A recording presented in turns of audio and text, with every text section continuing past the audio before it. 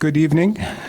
This is the November 14th meeting of the Evanston Plan Commission. Ms. Megan, I think the first order of business is to establish a quorum. Can you take the roll? Sure. Commissioner Draper? Commissioner Dubin? Here. Commissioner Goddard? Here. Commissioner Halleck? Commissioner Isaac? Here. Commissioner Pagotzi? And Chair Lewis? Here. We have a quorum. All right, quorum being established, I think the second thing we're going to do is to approve the meeting minutes of October 10th. Are there any comments, revisions, amendments? So if there are none, is there a motion? Move to approve. Second. Second, Isaac. All right. This is just a hand vote, right? It's just a voice vote. All in favor? Aye. Aye. All against? All right, the minutes are approved. So the first order of new business is text amendment to the residential care homes. Mrs. Jones, would you like to fill us in? Yes, I will be doing that presentation. Good evening, Commissioner and everyone who's in attendance. This particular text amendment is brought to us through an aldermanic referral. Just a quick background, our residential care homes are broken into two different categories. We define a residential care home category 1 as a dwelling unit shared by 4 to 8 unrelated persons, exclusive of staff, who require assistance and or supervision and who reside together in a family-type environment as a single housekeeping unit. Residential care homes category 1 shall not include a home for persons who are currently addicted to alcohol or narcotic drugs or are criminal offenders serving on a work release or probationary programs. Residential care homes category 2 are essentially the same definition, except the number of permitted persons in that particular residence would be between 9 and 15 unrelated persons. So for category 1 residential care homes, those are actually permitted by right in all of our residential business and downtown zoning districts, as well as within the C1A, MU, MXC, T1, and T2 districts. They are a special use in the MUE district. Category 2 residential homes, on the other hand, are permitted by rights in the R4, R5, R6, D1, MU, and MXE zoning districts by right, and are a special use in the R1, R2, R3, B1, B2, B3, C1A, D2, D3, D4, and MUE districts. Now, all of our residential care homes are required to be licensed by the State of Illinois Department of Human Services, as well as by the city through our Department of Health and Human Services. They also must be a minimum of 900 feet from any other residential care home, child residential care home, or transitional treatment facility. So the proposed text amendment, which is outlined in the staff report, is to make our residential care homes a special use. This would be for both category 1 and category 2. The chart that is up on the screen now basically lines out what the current regulations are, which I just read out, and the proposed regulations, which are in the far right column. So essentially, items that are listed within the permitted use currently would be shifted over to a special use. So I can pull that back up if there are any other questions about that. So staff did do some research. We looked at comparable cities and found that most municipalities that have a group home use of a similar size allow them in their residential districts by right and have similar regulations to Evanston. They also have distance requirements which range from 600 to 1,320 feet. From a federal perspective, we have the Fair Housing Amendments Act, or FHAA, of 1988. This requires communities to make a reasonable accommodation to give people with disabilities an equal right to housing, and prohibits communities from imposing additional barriers to community residents for people with disabilities. A more recent regulation, the Affirmatively Furthering Fair Housing Final Rule, actually requires recipients of federal entitlement funds, including Community Development Block Grant, or CDBG funds, to affirmatively further fair housing by taking meaningful actions to overcome the legacy of segregation, unequal treatment, and historic lack of access to opportunity in housing by members of protected classes, which includes persons with mental and physical disabilities. This rule was further adjusted earlier this year with the new administration, which essentially delayed compliance with the deadlines. A little bit closer to home, in Springfield, Illinois, there was a case which actually challenged that city's 600-foot distance requirement for their family care residential use, which actually allows up to 6 unrelated residents. The court in that case issued a preliminary injunction against Springfield in August of last year, and that ruling was upheld by the U.S. Court of Appeals for the Seventh Circuit in March of this year. So with that information presented, staff is looking for the Plan Commission to have a discussion on this information, and then make a recommendation to City Council regarding the proposed amendment. Okay, thank you very much.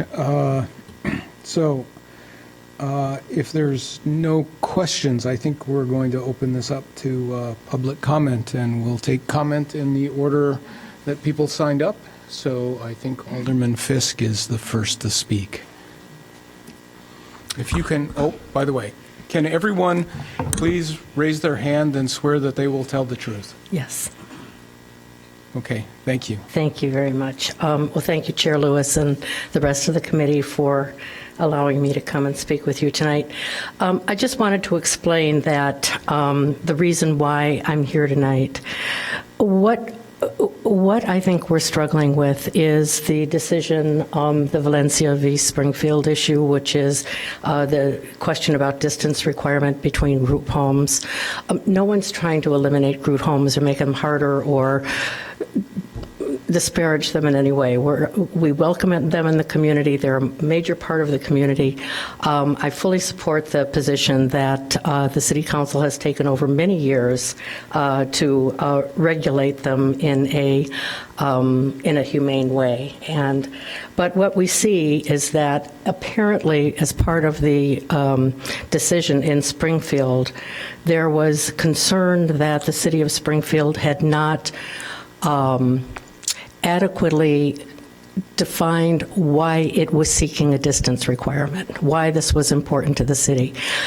You may know that sometimes when municipalities write ordinances, we go to other municipalities to look for precedent and kind of take direction from ordinances that they've had some experience with. I don't know whether that's what happened here, but I do know that I think it's important for us to get out in front of this issue, and if we're going to have a distance requirement, justify it so that there is a record of why we have one and how important that is to the community. And I've spoken with some other aldermen. We all have various reasons. Among them are preservation of affordable housing, integration into the community. I feel very strongly, I'm a big supporter of Girls Hope, Boys Hope, and I feel very strongly that it's important to integrate group homes into neighborhoods in the community. The article that you were presented with in your packet was really interesting. I hope you all had a chance to read it, because there they talked about maybe future decisions could be based on the idea of possibly grouping group homes around transportation. I have no opinion on that, but I do think that this is definitely time for us to to study this issue. So I'm not looking for you to make a decision right now. What I'm looking for is your expertise in where we're at, where we want to go, how we're going to defend our positions. And so there are two things I'm asking you for. One is exactly what I just mentioned, which is to state very clearly the reasons why we have distance requirements and why we think they're a good idea, if in fact we do. And the second is to extend the regulations to group homes for under 4 residents. I have a situation in my ward where I have a commercial group home, actually transitional treatment facility, who is acquiring homes, and it's important that we have these things in place. So that's my reason for turning to you. You guys are the experts. You'll recommend to City Council. I encourage you to take this on as a task. I don't know whether the proper place is your zoning subcommittee or how you want to handle that. That's entirely up to you. There are people who have an interest in this who unfortunately could not be here tonight, and I would love them to come in and speak with you in the future. The map for residential care homes does not include the ones in my ward, so there's one operating now. There's another property that's been acquired. There's a third property, same user, that has expressed an interest in leasing that property. There are probably 2 other users who are coming in. So this is important to, I think, get out in front of. But again, thank you for your attention to this. I appreciate it very much. Again, as you can see, the group homes are pretty much in 4 of our wards. So there are 4 aldermen here who are dealing with this issue, and again, we'd appreciate some direction from the committee. Thank you. Thank you, Alderman Fisk.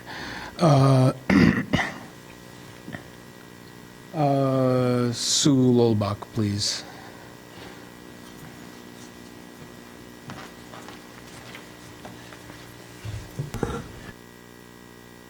Good evening. I'm Sue Lulbach. I'm with Connections for the Homeless here in Evanston and head up a coalition of human services agencies and individuals called Joining Forces for Affordable Housing. And I really appreciate Alderman Fisk's explanation, really, of why this question is coming before you tonight. I think I can safely say that Joining Forces has no issue with looking at the distance requirement. I think that's, something that should, if that's of concern, it should definitely be looked at. We are concerned, though, about the issue, the possibility of making it more difficult or potentially more expensive or exacerbating concerns about group homes by making this a special use in areas where it is not already. One of the things that the Affordable Housing Steering Committee that was just appointed is going to have to be looking at is our overall zoning and where and how that might be either making the creation of new affordable housing more expensive, slower, more controversial, more difficult. And our concern with making this a special use is that it would be going in the wrong direction in terms of really encouraging various types of affordable housing. So thank you very much. Thank you. And Jackie Eddy? Is that? To speak tonight, thank you. You don't? Okay, thank you.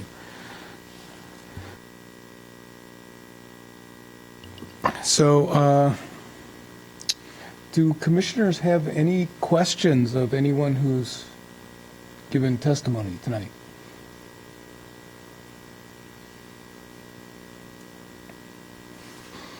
Oh, come on. I just had one question. I'm Alderman Fisk. Could you repeat what the goal is of this change? Like why? The goal is to be able to more successfully defend our decision to have distance requirements between group homes. Okay.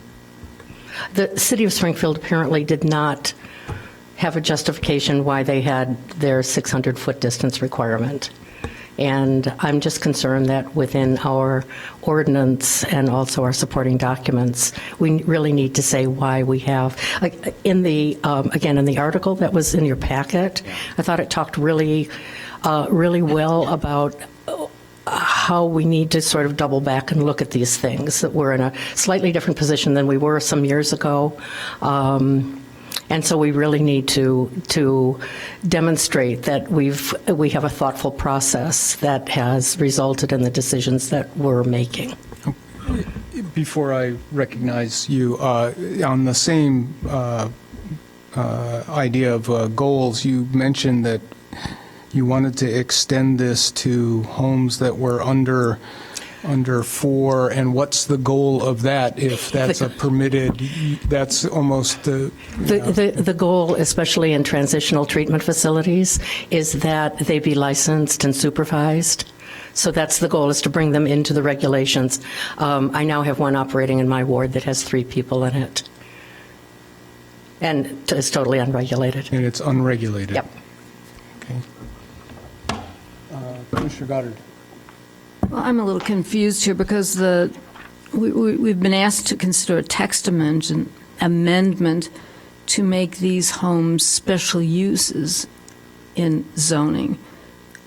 No direction was given as to number of feet they needed to be from each other. So is this a separate text amendment that we're supposed to be considering? So you might want to answer the... I believe currently there is a requirement for a 900-foot separation, so... Right, So- we do have the distance requirement already. I mean, essentially, today, for staff was presenting the information that exists currently in our regulations, as well as for other municipalities, federal guidelines, state issues, and having the commission have a discussion regarding whether or not we do need to make changes to how this use is regulated. I mean, so there could be different suggestions that the commission has regarding increasing, decreasing the distance requirement or adding regulations to So- what's presented. So if I can ask, so the Springfield decision basically said that regulating the density or the distance separation of these was illegal. And that is what Alderman Fisk is saying, that we need to, if we have 900 feet, we have to have a reason why 900 feet is a number, or if you need a number. Is that... Essentially, with the Springfield case, I believe the main issue was you've got this distance requirement for a particular number of people under this use, but if the people that were not in that particular home did not have those disabilities, but were essentially the same folks and unrelated, they would still be able to operate in that particular location with no issues. So that's, I think, where the Springfield ended up having problems with their distance requirement. Or part of the reason. So you're saying it is they were allowed by right to occupy anywhere because they were under the, I'm confused, under the amount of persons occupying a home that violated the ordinance? No, were unrelated. Right. They ended up violating the distance requirement because they were essentially across the street from another use. But as part of their reasoning, they stated that, if the residents within this particular house did not have the disabilities, they would be able to operate with no regulations whatsoever. So that's part of what I think tripped up Springfield in there in trying to enforce. So does their particular Springfield have Evanston has a requirement that only up to 3 unrelated people can live together in any one house? Right. Does Springfield have the similar kind of regulation, or is I it? believe so. Yeah, I believe, Chair Lewis, the Springfield case, it was actually 3 persons that were in the residential care home. at that location. And so by right, they could have stayed together if they weren't with disabilities. They could have occupied that house without any requirement. So it's a little different, isn't it? I'm not 100% certain on I think they may have a requirement, and their definition of family may be different. It might be a lower number, so 3 might be their limit there, where 4 is ours. No more than 3. Okay. Commissioner Isaac. Yeah, I have a few questions for Alderman Fisk.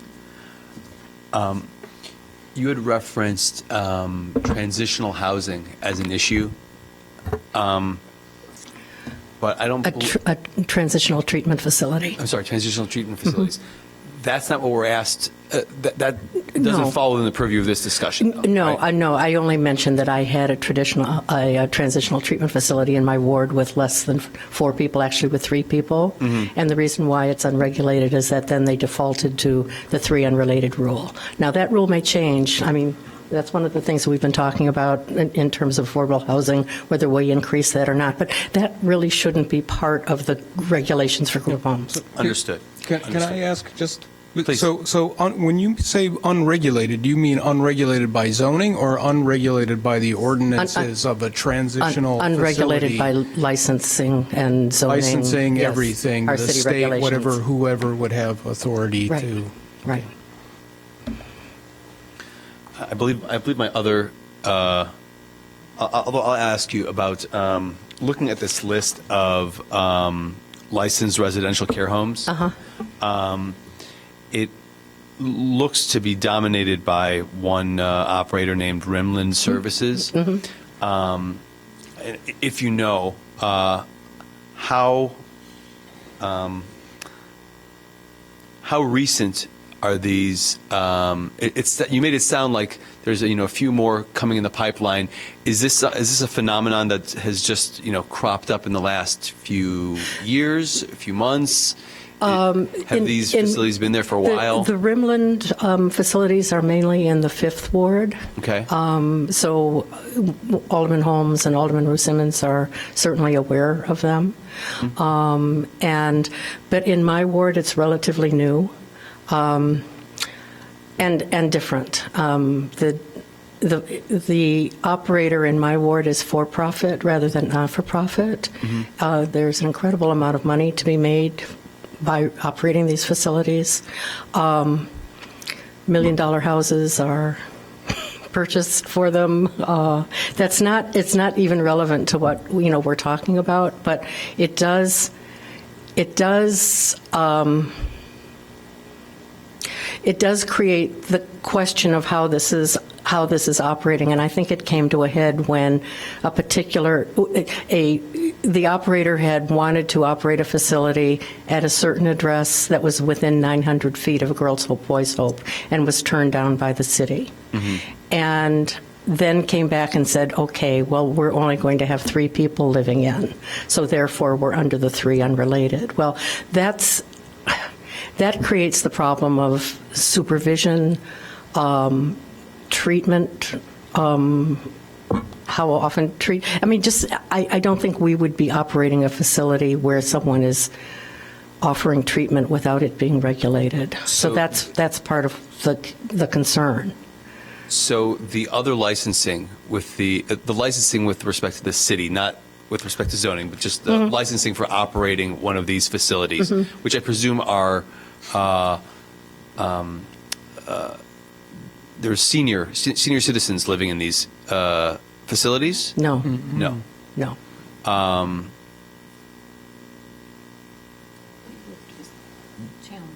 Understood. Okay. What is so there is an opportunity to amend the ordinances to license any facilities that provide these services. Right. Okay. But that's outside the purview of what we're. No, that Okay. that includes the under 4. I mean, It the includes regulations. the maximum, but the Right. Well, so we want 0 to 4, 1 to 4. Then, Okay. To be Understood. included in the regulations. Okay.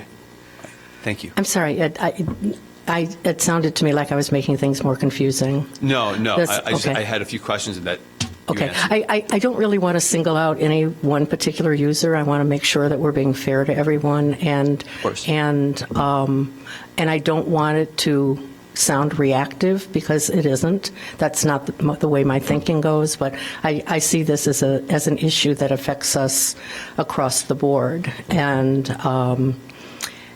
I think, in all fairness, I mean, Sue would pick up on this immediately if we were straying too far afield. But I do think the distance requirement is something that we have to justify, and it seems to me perfectly reasonable to say that if it is a transitional treatment facility, that it should be licensed and regulated. So those are really the two things I'm looking at. Okay, thank you. And I had one more question for staff. And that is, there is, I guess everyone's referencing a preliminary injunction and the Seventh Circuit Court of Appeals upheld the preliminary injunction. Do we know whether the case has completed and they were ultimately, like, the plaintiff was ultimately victorious? The preliminary injunction was upheld. Oh, please. I'm not a lawyer, but I live with several of them, so. And staff will have to correct me if I'm wrong on this, but I believe that the city of Springfield chose not to appeal because of the cost, and that it is going to change its zoning ordinance to eliminate distance requirements. Okay. All right, thank you. Unfortunately.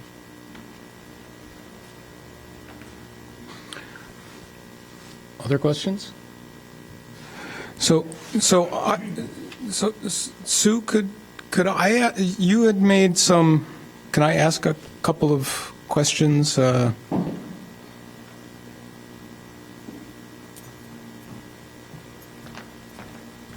First of all, I'm not clear exactly who you're with, and so if you can go over that one more time. Sure. Okay. So I work at Connections for the Homeless. Okay. We have an advocacy program that I head up, and one of the things our program has done is started a coalition called Joining Forces for Affordable Housing, which includes about 30 human services agencies, several communities of faith, and several hundred individuals.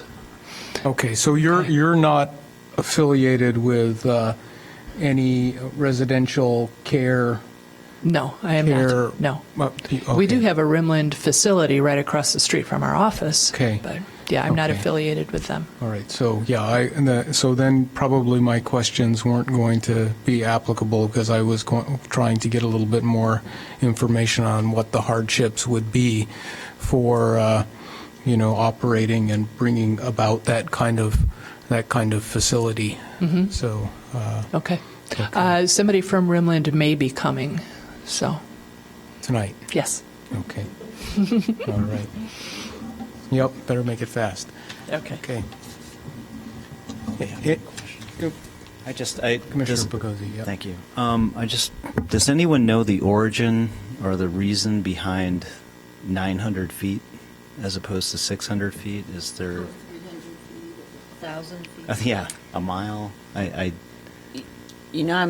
not certain where that particular number came from. It's been in place for many years at this point. Okay.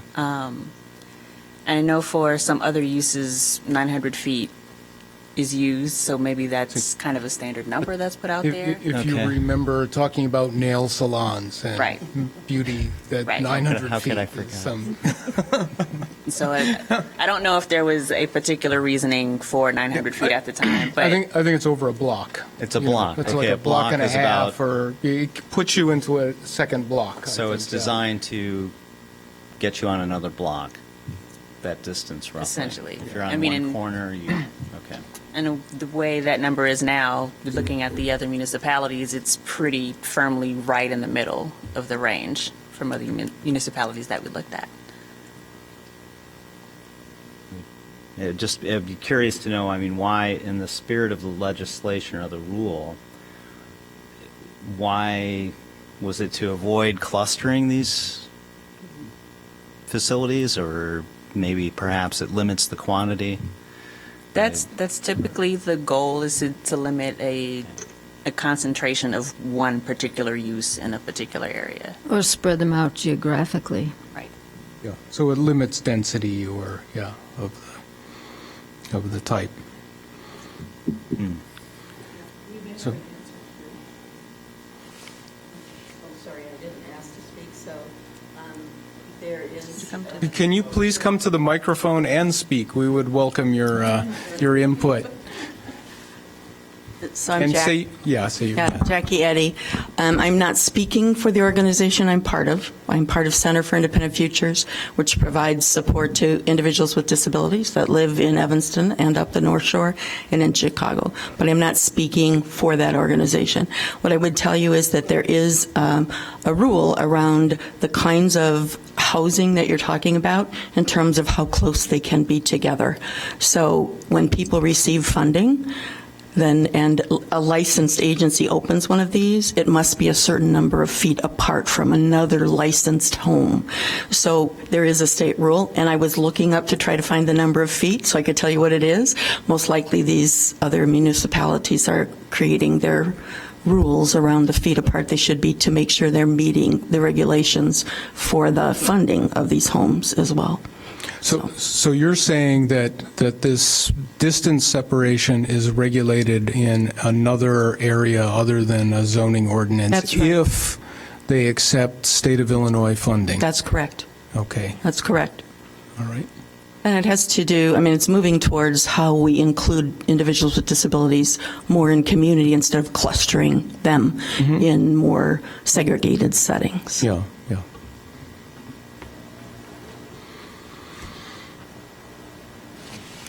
Okay. Any other questions?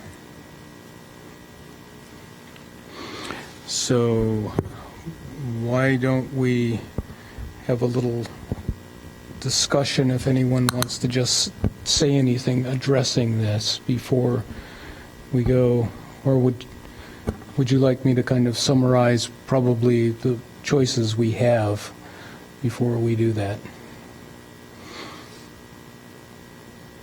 All right, so my understanding is we can either, I mean, I think it's probably way too big of a task right now for us to make any specific, we can one, recommend to approve, to approve the ordinance, the modifications of the ordinance as it has presented. We can, two, modify it or and recommend it be passed, or we can, I believe we can ask either refer it to a subcommittee. Am I going too far away? Or ask, well, I think probably the subcommittees, I think the staff has done as much as they can right now for it until we get any deeper into it. So I know Alderman Fisk was not asking us, necessarily to make a decision, and it seems like there's quite a lot of issues here that I'm a little afraid of, going up and down with. So, anyone have any other comments or additions to that they might see? I would point out that we haven't really gotten into why this would be appropriate to be a special use, and given that our goal is to have an ordinance or provisions in our ordinance that will withstand judicial scrutiny, I think it makes sense to send it to a subcommittee to gather more information, so that if we're going to change what's there, which may be lawful, but if we're going to change it, let's make sure we're going to change it in a way that that withstands the withstands anyone's scrutiny. That's my thought. Okay. We have someone else who has come. All right. Oh, okay. So, would you like to provide any a statement? I think we're going to be fairly informal about this. You were promised to maybe attend and maybe help us understand a little bit about. So if you come, I need to do two things. I need to, one, swear you in. Okay, so do you promise to tell the truth? Okay, and then two, ask you to step to the microphone and to state your name and your position, and then Okay, go I'm ahead. Carolyn Keel from Rimland Services here in Evanston. I'm Executive Director, and we support adults with autism. We currently have almost 13, well, we're finishing renovations on the 13th home here in Evanston, group home, single family Scillas for adults with autism. And we've been here since 1971.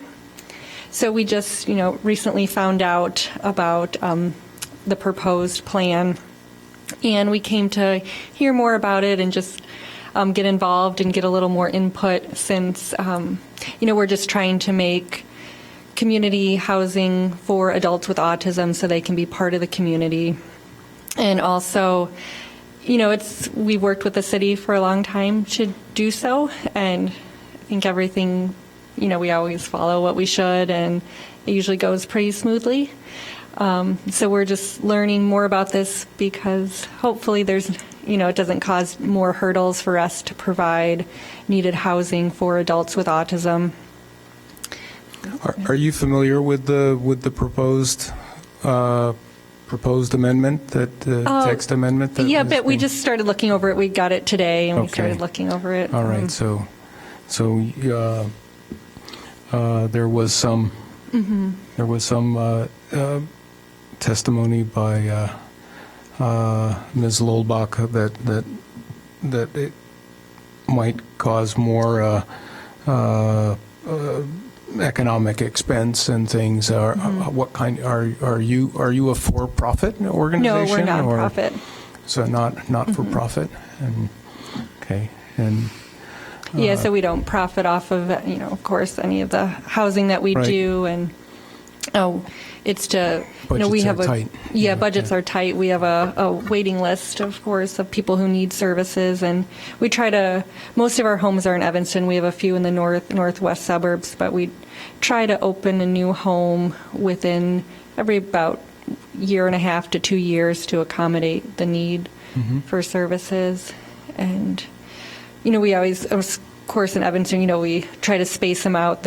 We are governed by the Department of Human Services, so there's a certain, and I know Evanston has a certain zoning too, where you can't have too many homes for people, unrelated people living together close to each other. So we follow those ordinances. So it was mentioned that the government requires a certain distance between. Department of Do you know Human what that Services. distance that was? The Department of Human Services who regulates 800 it? feet. 800 feet. Okay.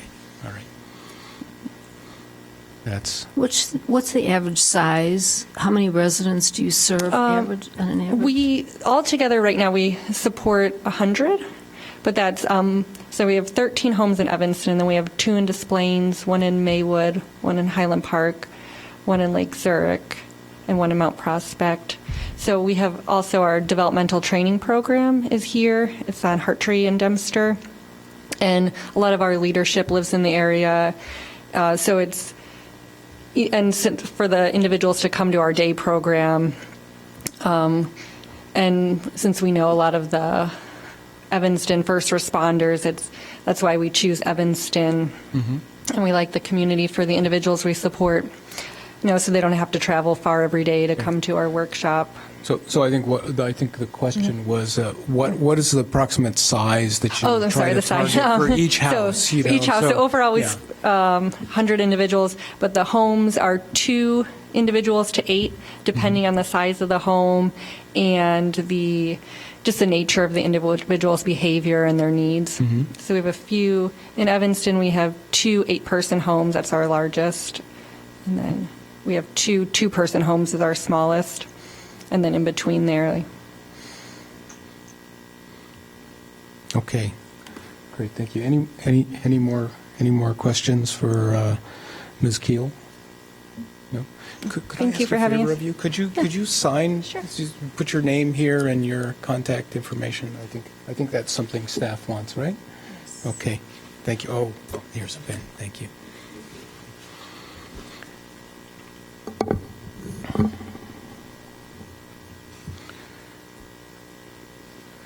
Okay.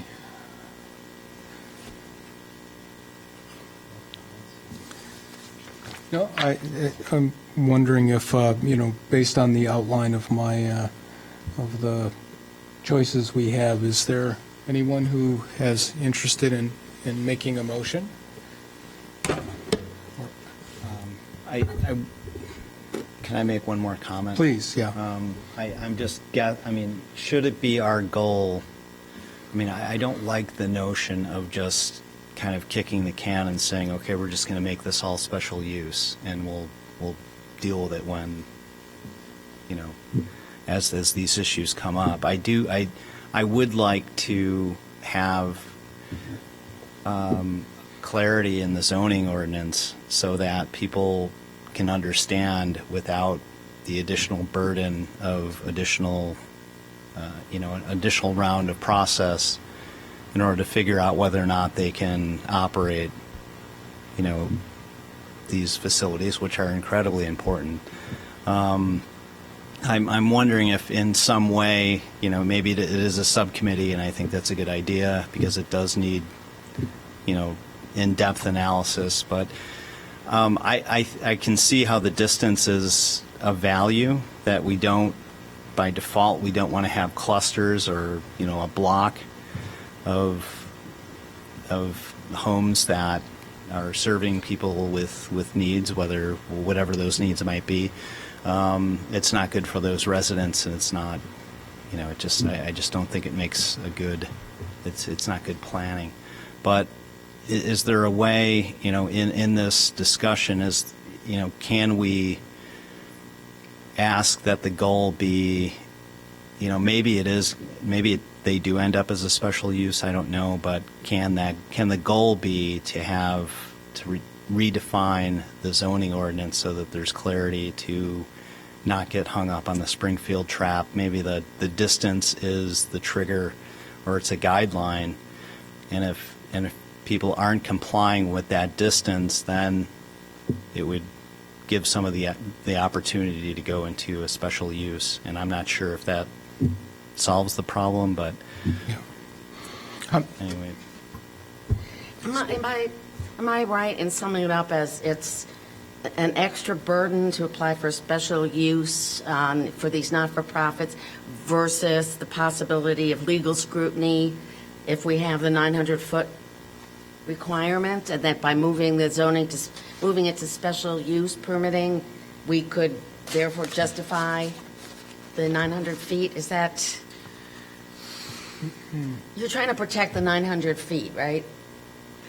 And not open us up to something like Springfield. What I interpreted, although it's not written that way, is that if it becomes a special use, then the 900 feet codified separation could be eliminated, and that it could be, taken on a case-by-case basis, if that's the idea. So, I had it backwards. yeah, I don't know if so yeah, I took my personal opinion is I don't even know if it's a problem. I people with disabilities, I happen to have a stepson who is in a home who is autistic, and I don't think their exclusion or being even thought of separately in the zoning ordinance is maybe even warranted or justified. It's an exclusionary thing. So I think there's a much more basic discussion that has to happen, in my opinion. 3 people living together, if it's by right, is by right. It doesn't matter if they have disabilities or not. So to change the ordinance, I think it would. I would hope to see a lot more discussion about the different facets of this. I'm also hesitant to do any cluster zoning because I believe in the market determining where things happen, even when it comes to people, just in need. Need is where it is. So anyway, I think, in my opinion, the issue warrants a lot more discussion, and if we're willing to take it on, I think that's the question. I would hope if we referred it to a subcommittee that we could get some participation, and I don't know how that would happen. Staff from various people of different interest, including the aldermen, including organizations that could freely help discuss this and vet the whole issues surrounding it. So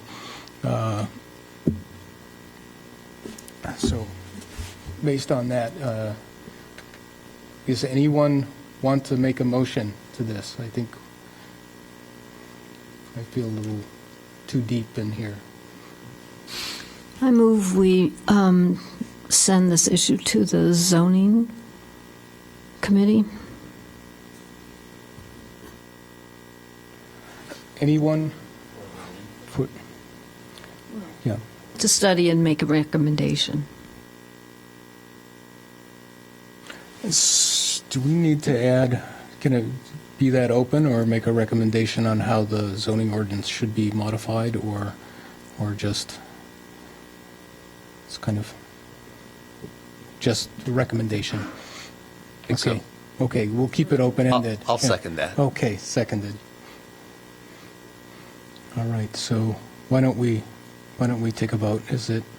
Do we need to do it as a roll call vote, or just to send it to?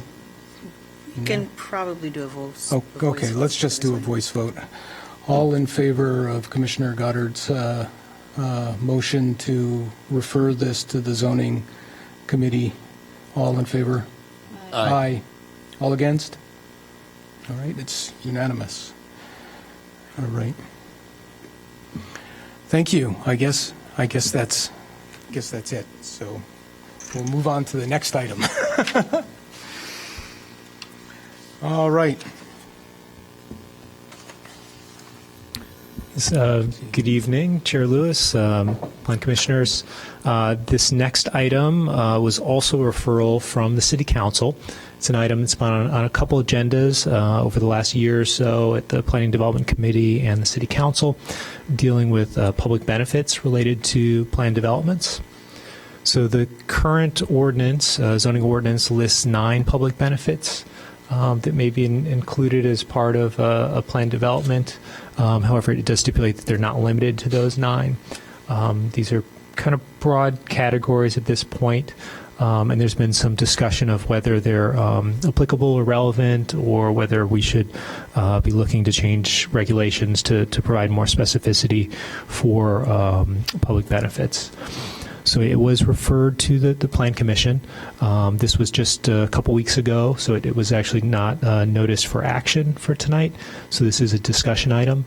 And again, with this one, it may be appropriate for the Commission to discuss kind of how you want to deal with this item, and whether you want to deal with it at the full Plan Commission level or at the subcommittee level.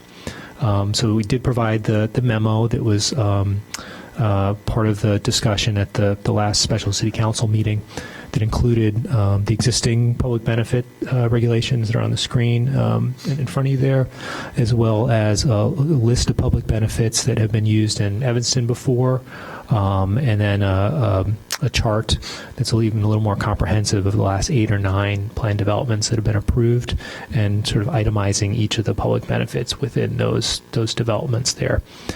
Additionally, there was some broader discussion of kind of whether we should have a different system of public benefits. At this point, they're more or less negotiated on a project-by-project basis, specific to the project and its location and its impacts. But there are other options out there to do something more prescriptive, where for X amount of height or FAR or something like that, there's Y amount of public benefit.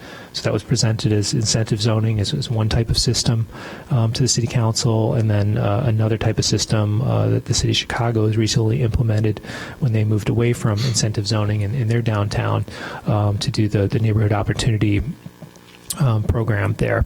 So that was another option. So these were all presented to the City Council. They felt that it was best to send it to the experts to deal with the plan developments more thoroughly in the Plan Commission. So that was the referral. The discussion at the City Council level was more in lines with looking at the existing public benefits that have been included in developments and trying to sort of clarify that list and winnow down that list and maybe find public benefits that they feel were most appropriate. So that's kind of where the discussion's been so far. So I want to catch you up a little bit on where that is and then get your thoughts on how we should proceed. Thank you. Okay, thank you, Mr. Mangum. Any questions? So I want to get clarified. So what are the so this is coming from City Council, but has staff had any problem with the existing ordinance as written, and what kind of issues do you have? I think we do get questions that come up on developments, sort of what is an appropriate public benefit, and it's stated we can point to the ordinance right now. However, that doesn't line up all that closely with a lot of the past practices for the developments and the types of public benefits that applicants have been suggesting and that have been approved as part of ordinances. So I think there is a little bit of disconnect now. So I think it would help to provide some clarity to applicants as well as to city staff and the commission and elected officials as well. Yeah. So when I look at the items A through I, they seem fairly broad and maybe vague, and then I would look at something like the traditional incentive zoning that Chicago used to have, where it was very codified. You provided this much setback, you got this much increase in FAR, or whatever is maybe the other extreme of the realm. And so is this really to seek are we really being asked? The question is, do we want to redo the entire? Are we being asked if the entire incentives for the zoning ordinance should be potentially redrafted, or simply taking the section for the incentives and maybe adding a little more clarity to what is in the public benefit for the city of Evanston? Is it? Yeah. I think they're both options. More of the discussion at the city council level, and it was a more abbreviated discussion because it was actually on the last meeting where they more were focused on affordable housing issues. So they had a lot on their plate. So I think they did make that referral, but it was more focused on kind of which in this list aldermen felt were substantial public benefits that the city should be requesting, and which maybe didn't seem to be as great of public benefits. So this list is the A through I, not the by practice list that you're saying that the recent plan developments have have provided. No, actually, the discussion it was more about the recent, in practice, public benefits that In are provided, practice, and which whether don't a necessarily divvy correlate station, with, right, yeah. is something we should be looking for as a public benefit. Whether a transit tracket board is a public benefit we should be seeking from developers. More on the specifics of what's provided, and then also there was some discussion about how geographically those public benefits could be provided.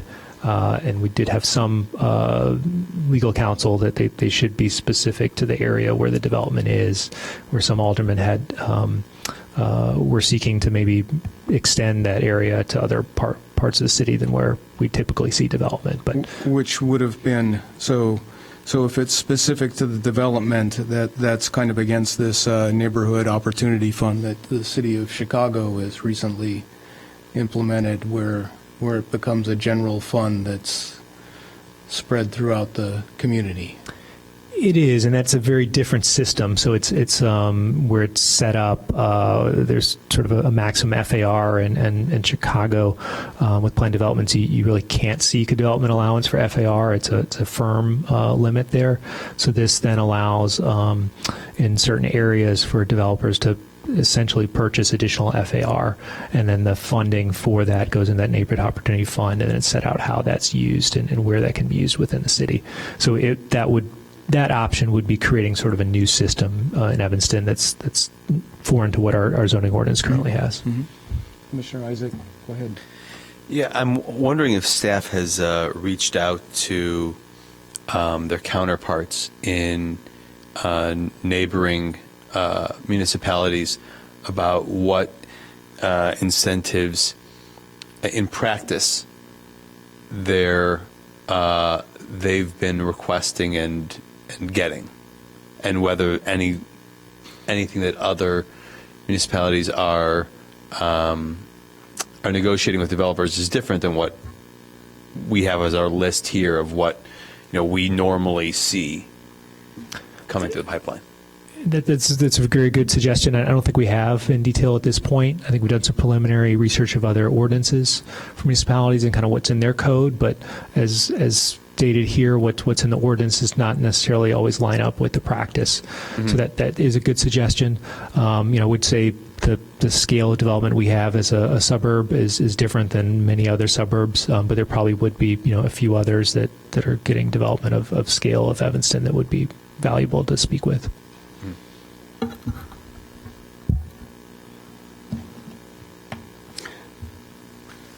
I'm not sure which municipalities you could reach out to, and I mean Evanston's kind of unique, and I think other cities like ours are not nearby. The size, our access to transportation, there are all kinds of things. We're not like Skokie, and I think you have to go. But we're like Oak Park. I mean, and Arlington Heights. I think Arlington Heights has had Is it significant development, and I mean there are places that are similar. They have the same kind of commercial that we do. Okay. There's a 28-story high-rise that's being contemplated in Oak Park right now, or proposed by Golub, and hasn't gone before the council. So there's similar. No. So yeah. So that would be good. So again, it's kind of where to take this. Seems like a very big topic. But just for the record, I think staff has done a good job of getting benefits out of developers for the city of Evanston. So, although I understand the issues of clarity for developments and for developers and for you to enforce certain things is probably very desirable. Yeah. I think the flexibility that the way it's currently written, that it gives staff, while it may be a burden at times because it requires you to have, I guess, more in-depth discussions with developers about what they're bringing to the table with respect to a planned development. The flexibility allows, the language allows you to be flexible as to what you're looking for, and as the city changes year by year, what you're looking for will change year by year. And I guess I would be concerned that if we got too granular, that we would find out that you'd be back here more often, or we'd be leaving potential public benefits on the table and not getting them because we had sort of boxed ourselves in with something that didn't really reflect, that wasn't flexible enough to reflect what we needed at the time that development was proposed. Well, we don't have to have a limited list. We could have a list such as, you know. Yeah, so I think if you read closely these items A through I, many of them are not necessarily what I would consider benefits that align with what we would consider benefits, such as elimination of blighted structures. It's in the nature of doing a project to do that, right? To eliminate the blighted structure. So I don't know if that's, you know, big deal. So why is that a benefit? And if you allow that to be a benefit, then the developer can say, I provided this benefit, right? At the same time, they're, you know, gaining whatever gain they get from doing that.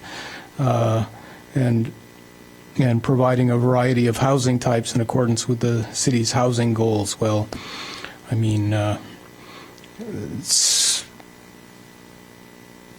don't know if planned developments, some of these, I mean, I don't see many of these as having much tooth in them, and so I'm, you know, wondering if, I think there's probably room here to have, you know, more substantial benefits, and what those benefits are, you know, are maybe not something that we would know. That's more something that people who have been actually doing the on-the-ground planning of the city. Has there been any, I mean, you know, there have been planning studies that talk about the, you know, the what are the goals that are, what are the main things? Do you have suggestions of what are prime benefits that could be more targeted than some of these? And I mean, it used to be planning standards were more open space or more continuity of street front if you're by another kind of planning philosophy, or you know,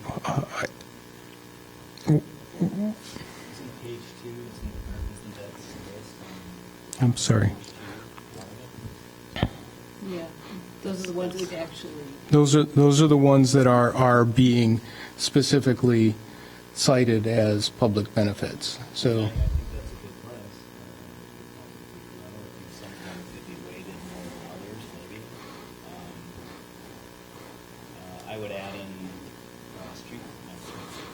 I would maybe add in streetlight replacement or improvement to comply with the new streetlight standards that we're trying to head towards. Well, yeah, I guess I would say instead of actually these specific things, some of them have to do with enhance the nature of public transportation and the limiting of, you know, so clump it into more like those kinds of groups, of which a divvy station, of which, you know, would fall into as a specific solution to a goal. But I think the goals that are, you know, are here maybe need a little bit of revision, and I would, try to see something like reduce the impact of parking on the, or reduce the, and these things are probably better suited for, I would say, staff to come up with some suggestions for, or planning study. No? We can certainly work towards that. I mean, ideally, we'd have like a fresh new comprehensive plan that wasn't from the year 2000 that would provide a lot of this Right, input on exactly, goals. yeah. But we can work on some of these, and certainly other area studies have had goals in there, since that time period. But you get my gist of lots of these clump together to certain concepts, right? And that if that could be put together as certain ideas that are worthy, like bird-friendly building measures are certainly, they, can be put together with some sort of sustainability, environmental kind of statement, and, and give it a little more specificity than what is there now, and allow for these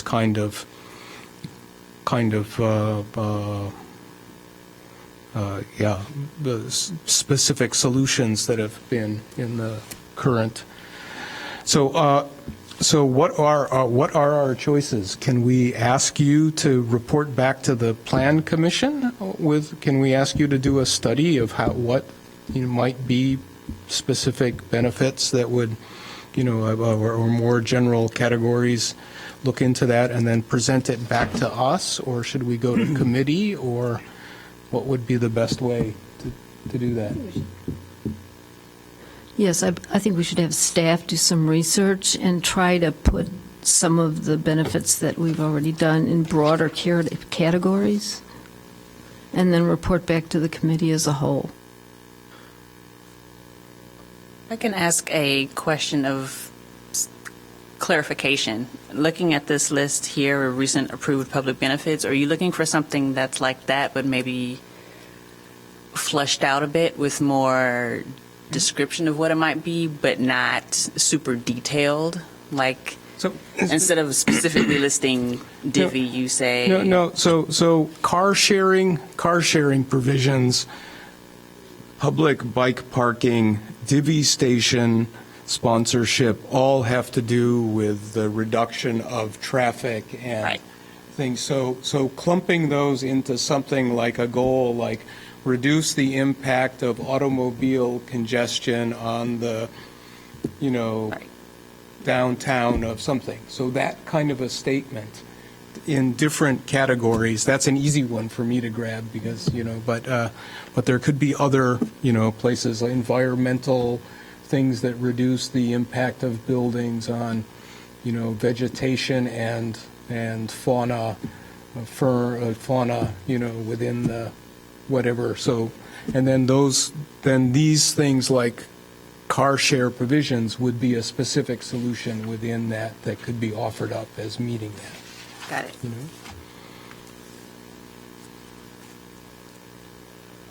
Because we'll never, we'll never come up with a comprehensive list of specific solutions because those will change with time and with, right? So. But I think it's a good idea to establish a list. If you're a developer and you hire a planner and these are the things that this community values. So we could You're say, looking- for example, these Sure. things, or. So is that a motion? I don't think we need a motion. We don't need a motion? This is just a discussion, Yeah, right? we're just Okay. discussing this. So let's ask staff to come together with that kind of, and present it back for a little more focused.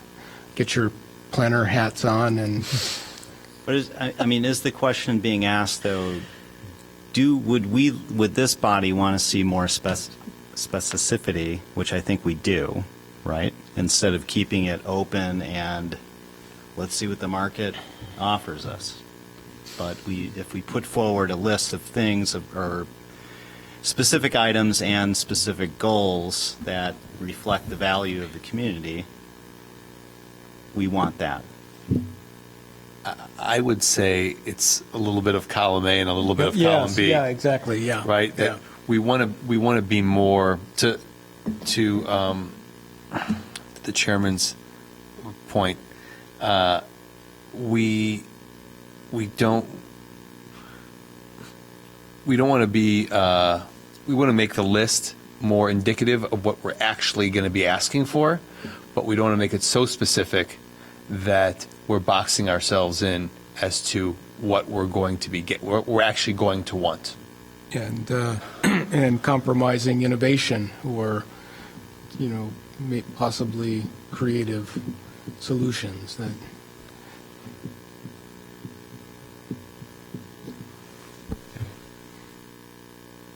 Is that clear?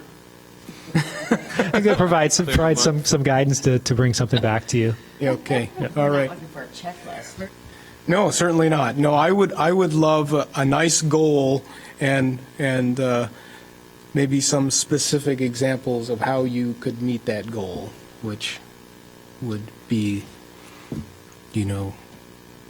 provide, for a car sharing facility, to reduce the amount of, ownership or whatever. You don't even have to get into that, just. Tell the contractor what you want, and then don't tell them how to get there. Let them come up with their own. Well, I think that's the Yeah. beauty of the free market. So, if that direction is clear, is there another motion that we could have to? Oh, I'm sorry. We have one more thing. If that motion is that closed? Everyone had their say. All right. So we can open this up for public comment. Is there anything someone? Would you like to say anything? The only thing that I would say is they should be public benefits and not Yes. just resident benefits. That's what they are. They're public benefits. Yes. Okay. So that said, is there a motion to adjourn? So move. Moved and seconded. All in favor? Aye. Aye. Aye. Against? All right. We are adjourned.